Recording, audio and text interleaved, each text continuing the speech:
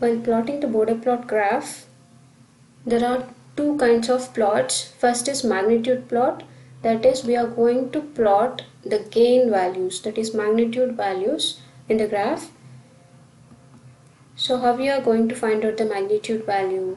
So we need to calculate the logarithmic values by making use of the equation g of j omega, that is magnitude of g of j omega, that is the open loop transfer function's magnitude, is equal to 20 log the magnitude of g of j omega in terms of dB. In order to convert the value of gain into dB, we need to apply 20 log, that is we need to apply logarithmic value. So the graph will be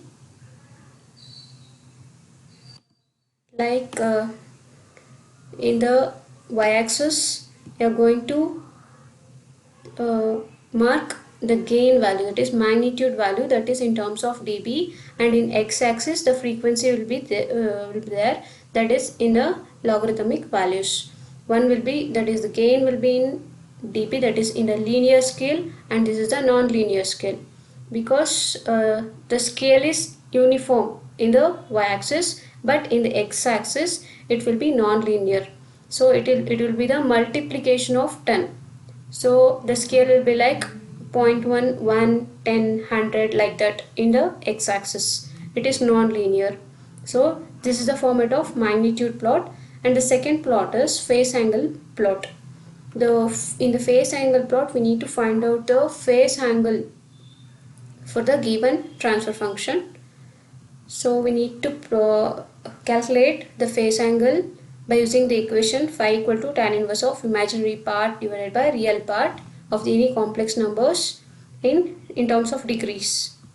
Then it is degree, and the plot will be like the angle, that is phase angle in degrees, that will be plotted in the y-axis, and the logarithmic values of frequency will be plotted in x-axis, that is in the non-linear scale. This is the phase angle plot. Next, let us discuss the frequency response specifications. In the previous chapter, we have discussed time response specifications, that is maximum overshoot, rise time, peak time, delay time, everything. Here also we have some specifications for frequency response too. First one is bandwidth, the range of frequencies in which the magnitude response is almost flat in nature. If you consider a frequency response like this, so here this is the initial flatten frequency response. So starting from here, the frequency response, where the frequency response is flattened, we need to consider that frequency, and the next point at the here also the frequency response is flattened. So the difference between these two frequencies gives the bandwidth. So from here to here we call this difference of frequencies. If this is the f1 and this is f2, f1 minus f2 gives the bandwidth. So next, cutoff frequency, the frequency at which the magnitude of the closed loop response is 3 dB down from its zero frequency value, that is the cutoff frequency. The resonant peak, we already discussed about this resonant peak. It is the maximum value of amplitude of closed loop frequency response. We already derived the expression also. This is the maximum amplitude or magnitude of the system. Next, resonant frequency is where you are getting the maximum peak. So the corresponding frequency is called as resonant frequency. Gain crossover frequency, that is represented by omega GC.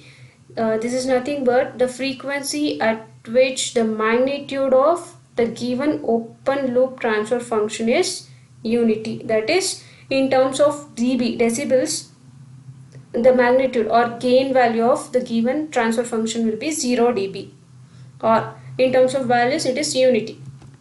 So when the magnitude is 0 dB, that corresponding frequency is called as gain crossover frequency. In the same way, the phase crossover frequency is, it is where the phase is minus 180 degree. So at that point, what is the frequency?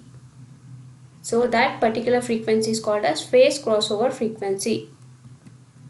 And the gain margin, it refers to the amount of gain or magnitude that can be increased or decreased without making the system unstable. So you can that is a marginal value of the gain or magnitude which you can increase or decrease, but you should not make it as unstable. It should be in a stable state itself.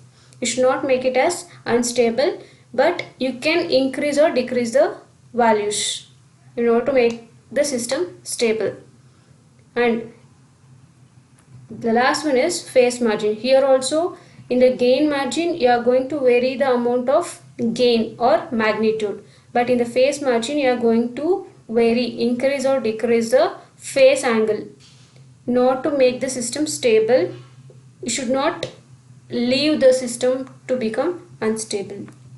That is nothing but phase margin. You are going to represent gain margin in dB and phase margin in degrees.